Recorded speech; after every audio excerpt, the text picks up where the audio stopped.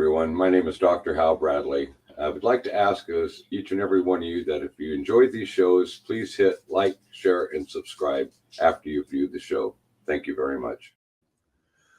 Well, hello, world, and welcome to another episode of the Crisis Victory Show. My name is Dr. Hal Bradley. I'm the executive producer and host of the show. And my guest today, Mr. Joe Rooz, is also a podcast show host, and we're going to get into that, Joe, in a little bit. But anyway, I want to thank you first off for coming on the show today, Joe. These shows are very important to me, very important to my audience. We talk to people that have either survived critical crisis events in their life or have worked in association with people that have gone through crisis events. Our goal, our mission statement is to share these stories that may benefit other people either going through a current crisis event or having survived one and are still in the kind of what we would say a PTSD related area of their life. So without further ado, I'd like to introduce you, Joe. And if you wouldn't mind giving the audience a brief bio of who you are, that'd be great. And also about your show. Thank you. Outstanding. Well, first of all, it's great to be with you. Thank you so much. And I will say that I don't do other show interviews like this often. This is maybe my second or third time I've been on somebody else's show. But not that I haven't been asked.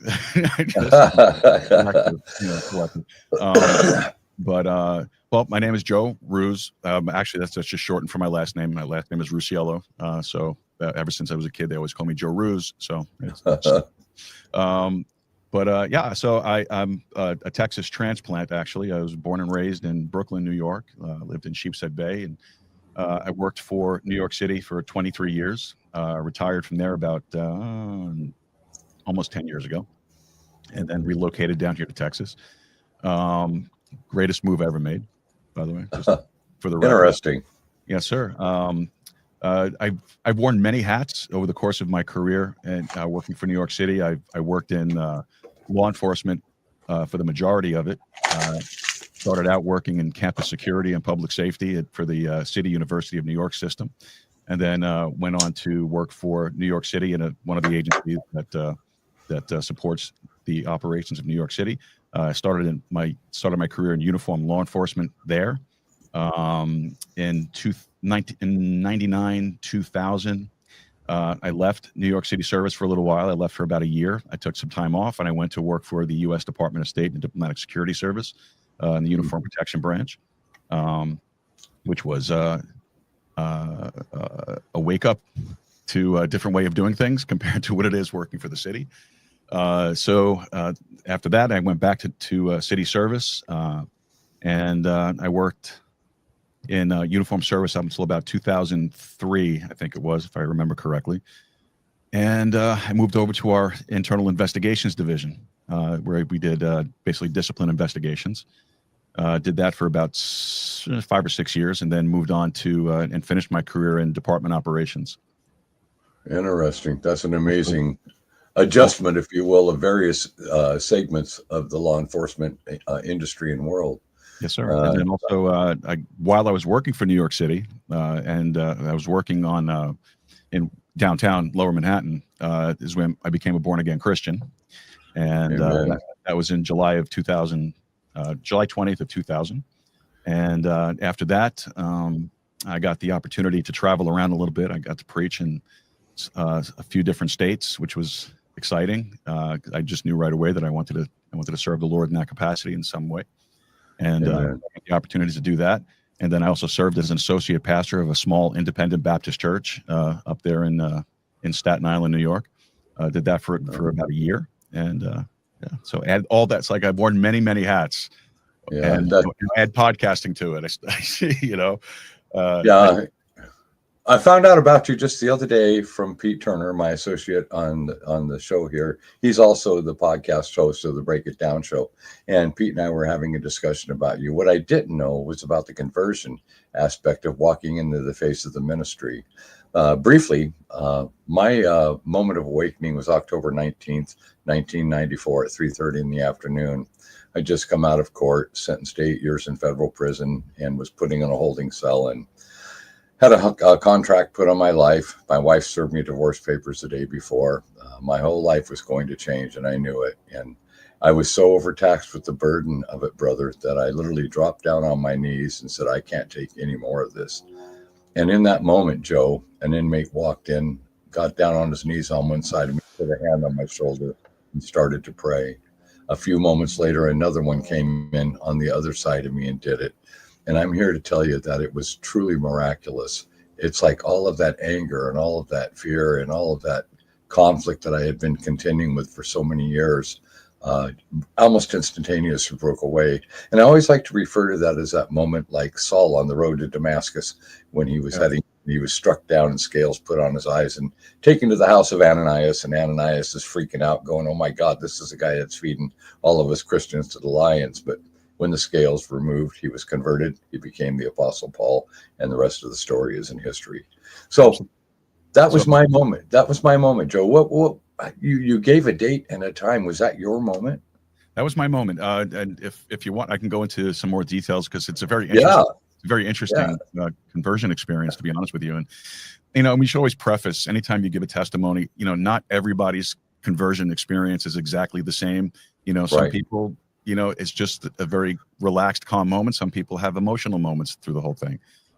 So just if you have a different experience, it doesn't mean anything other than the fact that that's how the Lord dealt with you at that particular moment. Amen. So my experience is this: I grew up predominantly in a Roman Catholic family, and things just never really sat right with me growing up under Roman Catholicism. I love the Roman Catholic people. I pray for them daily. There are lots of issues with their theology. There's lots of issues with their doctrine. It's not the individual Catholic's fault, but it is their church's problem, and I pray for them. People accuse me all the time when I teach and preach that I have something against the Catholics. I don't. The majority of my family are still Catholic, and I love my family, so I don't have anything against Catholics per se. So I had an uncle who I basically, as I was growing up, I loved my uncle Joe. He was amazing, and I used to want to be Uncle Joe. There was just something about him that you just loved to be around. He had a great sense of humor. He was incredibly sharp, smart guy. And he was if I remember correctly, he was the first one in our family to step out of Roman Catholicism. And he ended up going to Bible school and seminary and became a pastor of a denomination that I will not mention because I've come to realize a lot over the years. Of course, I've learned a lot about them and their doctrine, and they're not a good one. I get it. But at any rate, when he would, now mind you, I'm a young kid here. I'm like 8 years old, so you're talking, 1970 something. I'm not going to go too far, but 1970 something.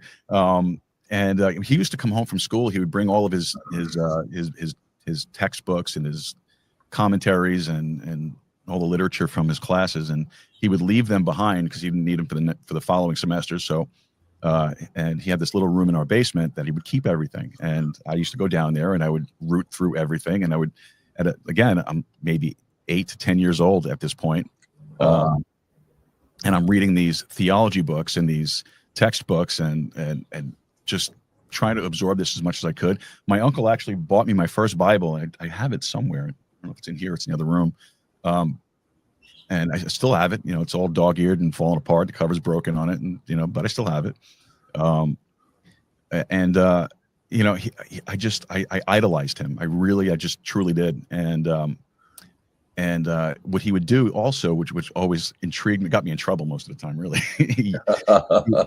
he would take my Catholic catechism books and he would rewrite them. So wow. It was hard. I used to go to class, I would open it up and I'd see big red X's, through paragraphs and pages with "this is not what happened," and he would staple an attachment to it, with his teaching on that. Well, he put his heart into that, didn't he? Oh, he sure did. He was serious about your direction. Absolutely. And and that stuck with me. And then as I grew older, and probably the last experience I had with the Catholic Church at that point, at that age, was when they told us we had to go to confession, and I questioned and I challenged the priest, as to why I need to go to a little box and tell him what I did wrong when he is just a man, a sinner, just like I am, and he has really no authority or power to forgive me. And he didn't like that. I mean, I wasn't as eloquent then. I was a kid, so, but he didn't like that very much. And I remember it distinctly. He took me by the arm, walked me outside, handed me to my mother, and said, quote, never forget it, quote, we don't need his kind here. Wow. And, Wow. yeah.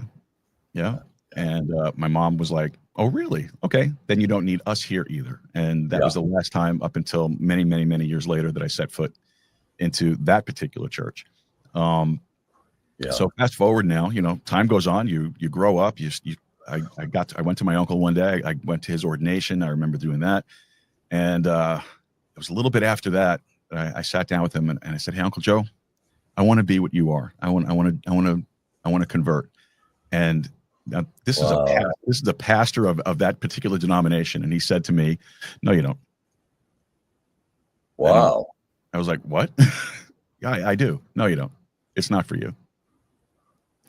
And that crushed me, The ministry is so facilitated with humanity, and it's supposed to be a spiritual essence. So I really get that shock from that. I'll cut him for a couple of minutes if that's okay, because it fits with where you're going with this. Sure. When I first hit federal prison, I ended up falling sick with a terminal illness. My liver was shutting down. I was dying. And so they put me on a flight out of the FCI that I was in, sent me to Springfield, Missouri. And I got there and volunteered for an experimental drug. And 30 years later, here I am. But getting back to that, during my time at Springfield, I decided to get into my seminarial studies. I had Assemblies of God, a Presbyterian, Pentecostal form of ministry. And I completed my studies and was formally ordained while in federal prison at that time. Also, at that time, my job, I was trained as a certified hospice counselor, taking my fellow prisoners through the dying process. So almost all of my seminarial studies in that 2.5 years to complete it was done in the death rooms of the Federal Prison Medical Center. Wow. And it was really a humbling experience. I took 24 fellow inmates through the dying process.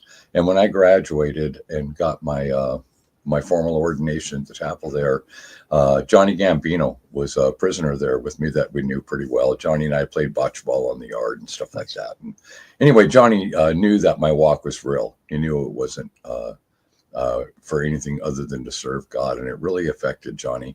And so Johnny threw a big spread on the prison yard for me, and we all celebrated. And shortly after that, I got cleared medically and was sent to Leavenworth Federal Prison for the end of my time. When I got into Leavenworth, I was there about not quite a year, and I got called up to the warden's office one day, and I walk in there, and here's 2 suit and tie guys, and they were State Department officials, and they said, how'd you like to walk out of prison? We'd like to make you a contractor for the Department of Justice. Now, to go back a step before to explain the reason why they did that was I was highly and strongly affiliated with the Sinaloa drug cartel for 15 years of my life. And before the Sinaloa cartel, I lived in a village in Mexico in 1969 and 70 as a kid, learned how to speak Spanish, learned the culture and understanding of the way that, and back in those years, how Mexico is so different than this country. And they would say, aquí en su corazón vive la sangre de la ciudad. In your heart pumps the blood of this village. So someday return back to us. And at this time, these were criminal organization syndicates. They weren't cartels yet. Cartels came later when they were developed, as you know, by Miguel Felix Ayarro and Rafael Caracantel, a friend of mine, El Chapo, who I knew when we were kids. I've got pictures of me with all these guys. It's just amazing. And I was down there actually in the 80s running loads north at the time. And I was there when they shot or grabbed, tortured, and killed Kiki Camarena, DEA out of Guadalajara. And I watched the whole world come to an end as we knew it in the drug industry based on that decision that Rafael Caracantero, a childhood friend of mine, had made a decision to do. So at that point, I got up stateside, and they wanted to put me into stateside distribution for the organization that I was affiliated with at that time. And I ended up putting about 8 years in marketing up here, developing all the way through Canada up into Alaska. I was moving a quarter to a third of a ton of cocaine at a time. And of course, everything is fronted to me. There's no money. I don't have to pay for nothing. I'm one of the children of the village, so to speak. Mm-hmm. So my ties for a gabacho, for a gringo, were extremely extensive and deep in that time of my life. But you know, the problem that I had with all that, Joe, is I always knew right from wrong.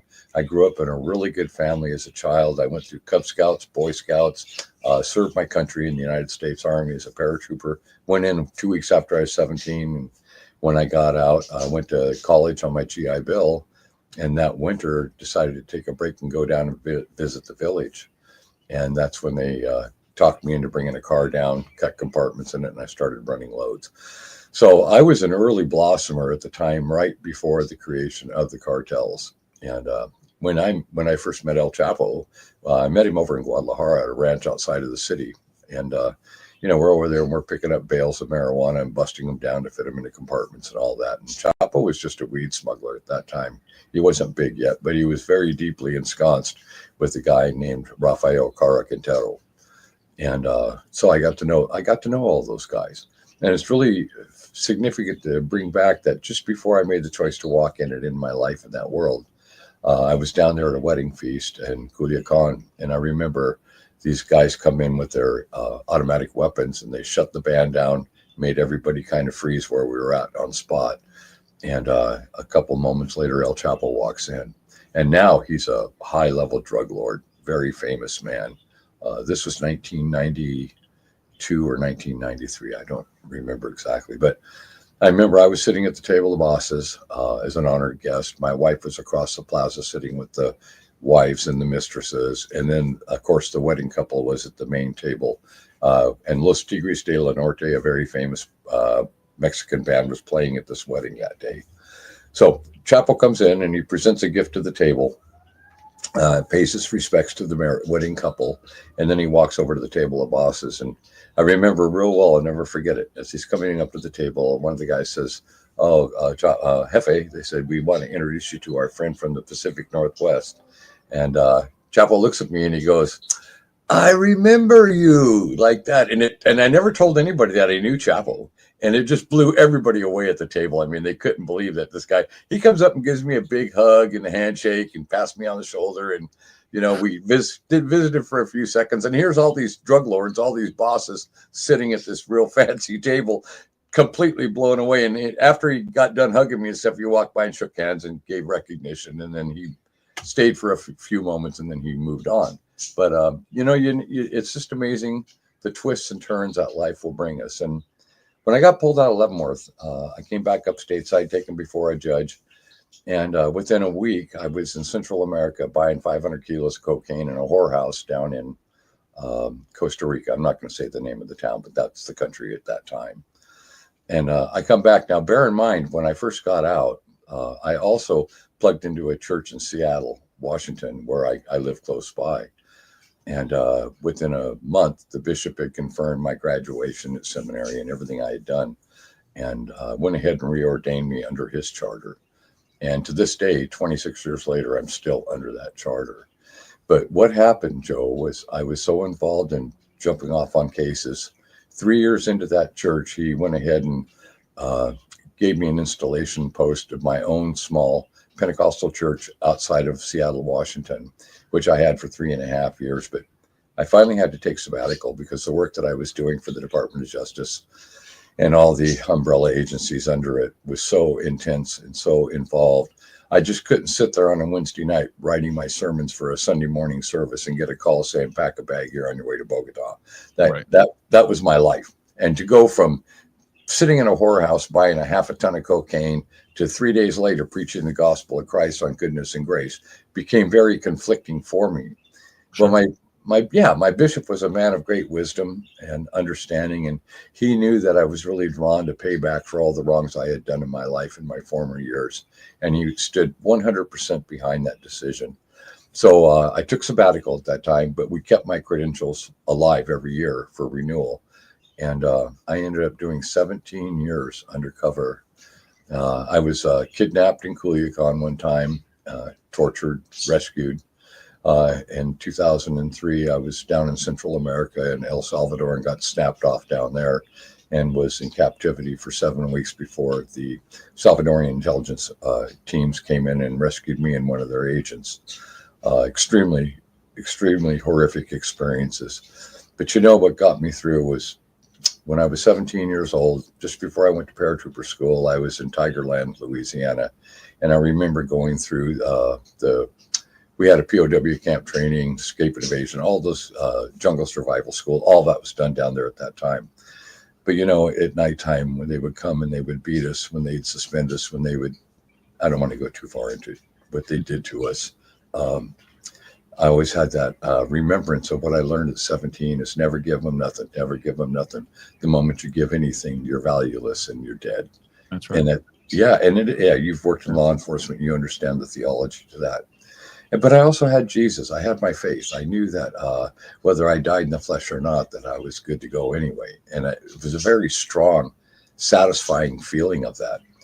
And I remember after my rescue, I was shipped to Mexico City, diplomatically flown out of San Salvador. And I was met there by State Department officials, and they threatened to throw me in prison, revoke my credential, working as a contractor, everything, because what I had done as this operation in El Salvador was not authorized. I went into a foreign country without authorization, took on a mission that I wasn't authorized to take on. But because of my value, they went ahead and rescinded all the threats. And I spent about 10 days down there, 9 or 10 days down there in a medical facility at a black site that was CIA controlled outside of Mexico City, recovering from the bodily damage that was done to me during my captivity. Came back up stateside, never even told anybody about it until about 4 or 5 years ago. Wow. But it's interesting to note that when I had gone, I had flown down to Culiacan in 93, and I told them that I'm done. I've made what I want. I've got a wife, a brand new born baby. I don't want to raise my kids up in the cartel world that we've been living in for these last 15 years. And it was all hugs and handshakes and everything's good to go. And I said I'd set up their people, give them the routes, give them the safe out, give them everything. And I got home to 1/3 of a ton of cocaine sitting in my driveway and 2 soldados sitting there waiting for me to take possession of the load. Because of my status, what I did was I told them, I said, we're under extreme federal heat right now. Get that load the hell out of here. I'll deal with Culiacan. Just get it out of here. Go. The following day, I walked into the U.S. Attorney's office, said, I'm Hal Bradley. And they said, oh, my God. The primary target of Operation Northern Exposure just walked into the U.S. Attorney's office willing to go to work. And that's why I wasn't snapped up and taken into custody or anything. They had my attorney and I come back later that day. We sat in a conference room that had a table that was so long, it was like a vanishing point, brother. And on both sides of that table, all the way down were agents representing alphabet agencies. I mean, you name it. If there's a name for an agency, it was in that room that day. Wow. And some of these were really high level, not talked about in the news or media agents that were even there at that meeting at that time. That's how important it was to them to be able to effectively test the waters, so to speak, of a man such as myself. But you know what, brother? I was on a mission to turn my life around, to break away from a world that as a young child became impressed upon.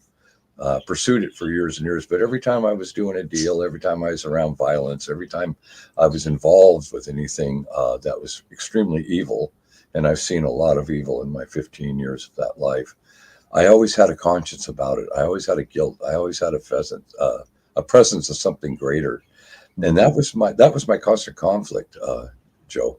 So when the time came to get out, and I did what I did, I knew that I was either going to get assassinated. They put my family in hiding right away. Of course, we're talking the Sinaloa cartel. It's got more money than a lot of governments down in that part of the world have. Yeah. So, but we went to war 19 months before I finally went up before a judge, and I was already a mandatory life sentence because of my status, over 500 kilos possession, 700 and something is actually what the number was. But they also had me for the affiliation with Sinaloa, as deep as it was. So they said you can work down from that. And by God, after 19 months, we got me down to 8 years. And within 4 years, they got me out of prison and got me back to work in the field. So that'll tell you my respect, my love, and my admiration for working with law enforcement people. These guys these guys and these women really went to the wall for me. And we spent a lot of serious time outside the wire in these various foreign countries where, it's life and death at every moment. Anything can happen. That's what happened in El Salvador. We got snapped off because somebody down there in their hierarchy of the MS-13 organization recognized the intelligence officer that was coming in with me to this meeting. And we were immediately grabbed, bound, dumped in a truck. There we go. 7 weeks later, we're rescued. But it's just like, but I also feel, and this is why we have the Crisis Victory show, Joe, is sometimes you have to pay a very high price in your crisis event in life in order to right the wrongs and make it right. And know within your own soul and with yourself that there are options, there are opportunities, and we can correct ourselves and get back on path. And my path has been with Jesus Christ. I completed 10 years of seminary. I have a doctorate in pastoral counseling. I got my doctorate in April of 2004. Master's Divinity School, I went through there, got my associates of chaplaincy. And today I work as a certified hospice chaplain in the homeless and destitute communities. That is to say that Providence Hospital has a chaplain there on the hospital. But when a homeless person comes in, going through the dying process, they'll usually give me a call. I run down to the hospital and I take care of those patients. I've been doing that for 21 years. And that's such an amazing story when you go from where you came from to where you are now. I mean, exactly. Go ahead, Joe. I'm sorry. Because that's only the grace of God that can do that. I was just going to say that. I was going to say that's why you see that I always use the emphasis, if you will, of Saul's journey to Damascus. Mm-hmm. And that conversion was so powerful. My God, he became the Apostle Paul. And look at you. You've worked in years in law enforcement, regardless of the different departments you worked in. You worked in enough different departments to have an understanding and having seen and witnessed a lot of evil, a lot of criminality, even inside your own organizations. Yes, I've worked around law enforcement people that were just as crooked as the day is long, especially CIA guys that I've worked with in Central and South America. Jesus, you talk about having your cake and eat it too. In our world, I mean, that's like, if I was ever to go back, I'd want to be a CIA agent. Sure. Yeah. But anyway, getting back to you and your story, and thank you for letting me share that with you. Oh, I love that. That's an amazing story. That truly is, and God bless you, brother. God bless you. You too, my brother. Absolutely. You too. So I'm gonna try to speed through the rest of my conversion experience here. So yes. So when I got back from working with the uniform branch of the Diplomatic Security Service, wow. I got assigned to work an overnight shift down in Lower Manhattan, and I was fine with that because I was like, hey, you know what? I'm not going to deal with the BS, all day long.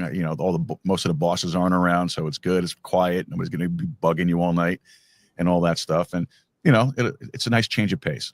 So, before I reported for my actual tour, I had to go meet with the commanding officer of our house, and so I went in, and I was so happy when I got there because the CO was a guy that I knew from my academy days. In my academy days, he was a training sergeant, and now he's a captain, and he's the commanding officer of this command. So when I walked in and he saw me, he goes, Joe, man, I am so happy to see you. He goes, I need good people on the overnights. That's why I'm putting you on the overnights. He goes, I hope you understand that.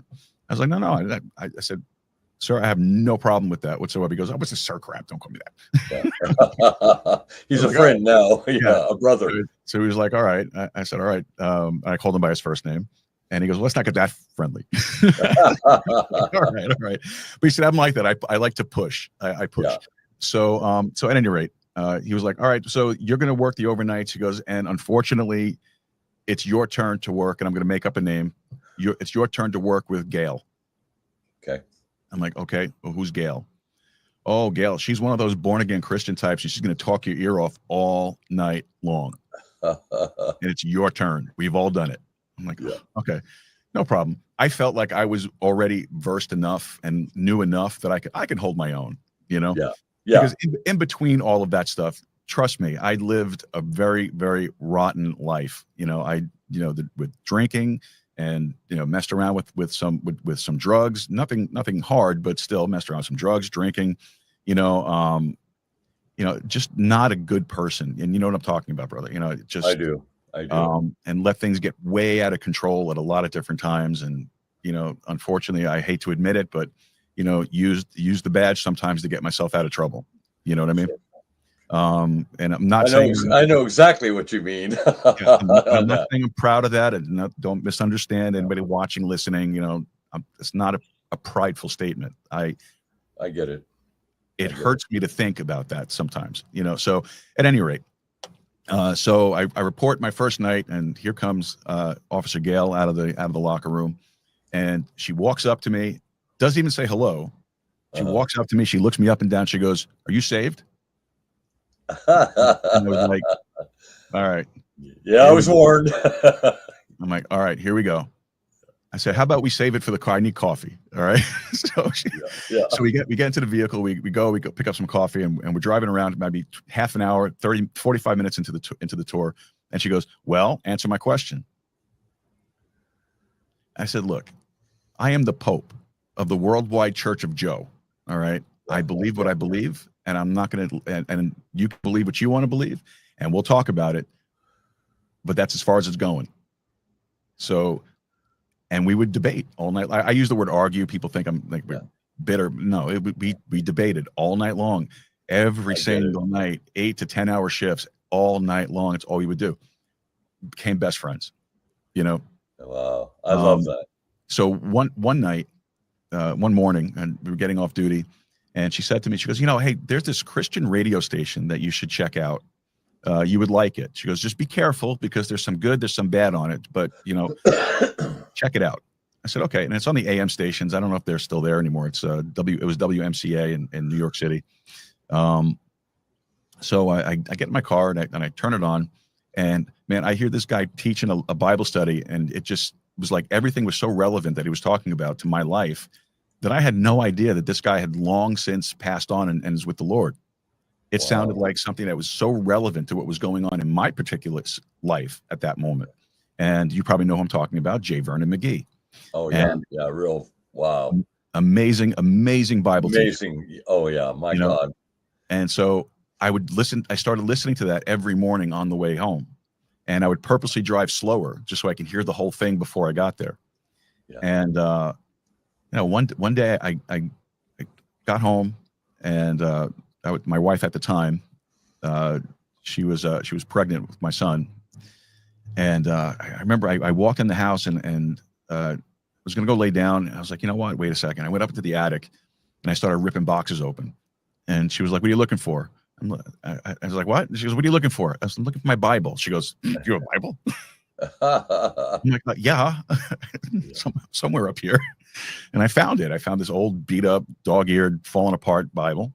And I just started flipping through it, started reading it, and comparing what he was teaching and see what it says in the book to make sure that it lined up and it wasn't being taken out of context. And, I investigate things. This is what I do. Yeah, exactly. So I'm doing this stuff. And it was like that for a while. And I was just kept on, the more I listened, the more I wanted to listen, the slower I would drive. I even found other ways to get home just to lengthen the drive, just so I can hear the whole thing.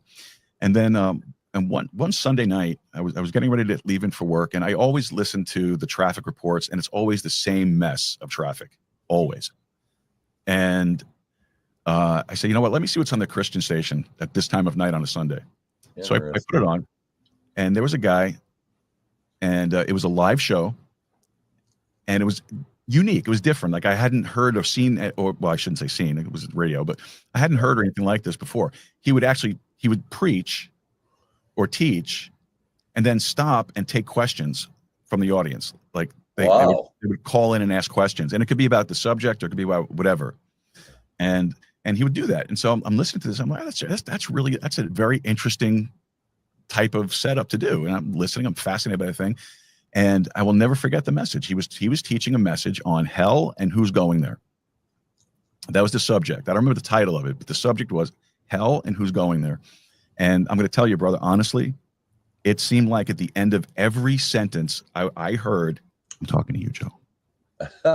Joe, this is for you. Yeah. Pay attention, Joe. And listen, and I'm not saying this is not hyperbolic. I'm not just not hyper. No, this is it literally scared the hell out of me. Yeah. I wrote down the phone number I was going to call, and I chickened out. I didn't do it. I waited till I got to the command, and I tried to call, but the show was over already. So I was like, oh, okay, didn't have to complete that phone call. But I know that exact feeling, Joe. I know Yeah. that feeling. Boy, and it just rattled in my head. It just rattled them all night long. I had no peace whatsoever. And so the next day when I got home, I went on the web and I searched the name of the church that was sponsoring the show on there, and I found it. And I looked up their doctrinal statement, and I was like, okay, well, that makes sense. That makes sense. Yeah. I understand that. I agree with that. That's true. Yes. And I called the number. So of course I get voicemail, answering machine. And I'm like, I must have sounded like an idiot. Hi, I heard you on the radio. But I left a message, and the preacher called me. He called me within, I think, maybe 10 minutes. And we sat there on the phone for over an hour. Beautiful. Just talking, Beautiful. And he goes, so why don't you come to church Sunday? I was like, no, I'm not coming to church. You're crazy. He was like, why not? I said, well, if I walk into the church, it's going to crumble. It's going to fall apart. So no, I'm not going to do that. I said, how about this? I said, how about I come meet you at your office? We'll sit down, we'll talk, and that'll put my mind more at ease before I decide if I'm going to come to church. Yeah. And he said, well, we don't have a church building. We rent space in a community school. That's where we hold our services. So I don't really have an office. And I was like, oh, okay. I said, well, he goes, well, where do you work? And I told him. He goes, really? I said, yeah, why? He goes, our church meets right down the street from you. Wow. I was like, you're kidding. He's like, no. Isn't that amazing? Yeah. So he was like, how about this? How about you work overnights? How about you come into the city a little earlier? We'll go grab dinner. We'll sit, we'll talk. Okay, great. Now, brother, I'm going to tell you honestly, I had this big red, I don't know. Do you remember they used to do Marlboro points? Used to get these Marlboro gifts. Oh yeah, of course I do. Like I'm a smoker. Okay. Well, my dad was a big time smoker, and I used to tease him all the time. I said, Dad, how many points away are you from the Marlboro Iron Lung? You gotta slow this down, pal. That's hilarious. And but they sent in this big red duffel bag, said Marlboro on the side, all that stuff. Yeah. And I still have it. It's in my closet right over here. I remember all that stuff real well. Yeah. So I took, not thinking about how appropriate or not this is, I loaded every book that I had into that duffel bag, and I carried that thing with me into the city to meet this pastor. And it was funny too, because like I had not seen a picture of him. I didn't know what he looked like. He didn't see a picture of me, didn't know what I looked like. But yet, if you asked him today, he picked me out of the crowd. I picked him out of the crowd. Amazing. Absolutely. Yeah, I do understand that. I've been through that exact same experience. Yeah, that's the Holy Spirit. We all know each other. It's right. Yeah. You're so right. You can discern somebody instantly when you come upon them. Brother, I've been involved in takedowns in Central America and Southern Mexico, where I remember full well when we had guys face down in the gravel and we're cuffing them up, or they're cuffing them up. And I'd run over there and I'd put a hand on the shoulder of a man with his face in the dirt, and I'd start praying for him, and he would sit there and weep, and he would say, thank God it's over. They just, that breaking moment. And you understand that moment. I understand that moment. Anyway, we're getting ready to wrap up the show. So before we go out today, I want to tell you something, man. That's an amazing testimony, especially someone you're in a hardline career there. Law enforcement is not an easy career, folks. It's not at all. Being an international drug smuggler wasn't easy either. We both come from this type of really, really, God, I don't even know what the right word would be for it. But anyway, you get what I'm saying. And to be able to convert and to have such a faith and such a belief and such a strength in our following today. And I think a lot of that is resultant to what we have survived or what we've gone through in a non-academic source of an environment that we find ourselves caught up in. With you, it was law enforcement. With me, it was a drug cartel. But, every day is a fight to survive. That's but, right. we don't have that anymore. Every day is just a fight to serve.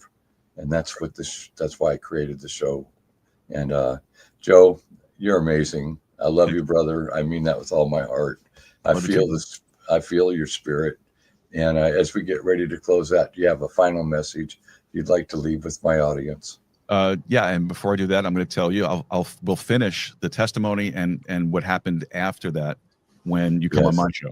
we'll get Looking through it. forward to it, brother. Looking Sorry. forward to it. So for the folks that are watching and listening, just believe on the Lord Jesus Christ. Put your full faith, trust, and confidence in the Lord Jesus Christ and what he did for you on the cross of Calvary. The gospel is not a complicated message. It's very, very simple. It is the death, burial, and resurrection of the Lord Jesus Christ. You take out any one of those components, you don't have a gospel. You have nothing. The death, burial, and resurrection of the Lord Jesus Christ, his precious blood, Yes, paid for your sin, paid for my sins. And there's no other way that you will ever cross into the gates of heaven other than putting your full faith, trust, and confidence in what he did for you. I affirm that. There's no work involved. There's nothing that you can do. There's nothing that you have to do other than believe, put your trust in him. And I implore you to do that. And if I could plug the show, I have my show is weeknights at 7 p.m. Central Time. It's on all of the video streaming platforms like Rumble, YouTube. We're on X. Not doing so much great with Facebook, but we're there. So you're all welcome to come over and check it out. Thank you, Joe. God bless you, brother. And listen, I'd like to send nothing but love and respect to you, your family, Thanks, sir. all of our brothers and sisters in Christ. And what you said is a true affirmation, because you have to believe all three components of that to receive all three of the gifts of those components. Joe, it was an honor to have you on the show. Thank you, sir. Thank you, sir. God bless you. Okay, folks. Well, that wraps up another episode today. And I'd like to take this moment to thank each and every one of you for taking your time to catch our show. Now, if you like these shows, I would ask that you would please hit like, share, and subscribe. It's so important to us that we get these messages out, and we understand that these are graphic, almost toxic interviews. But, this is the kind of impact that we feel is needed in order to make sure that people understand the significance of the problems that we are confronted within our own country and around the globe. So I'm going to say at this time that I love you all. God bless you all. Hasta luego, y vaya con Dios, and go Victors.